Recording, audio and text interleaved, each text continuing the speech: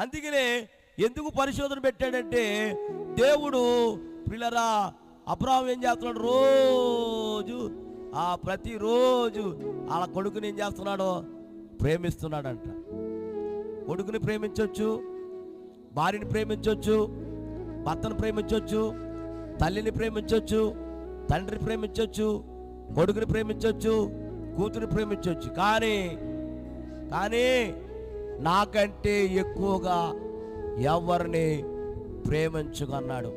ఎవరో అందరు చెప్పండి, ఏమన్నాడు?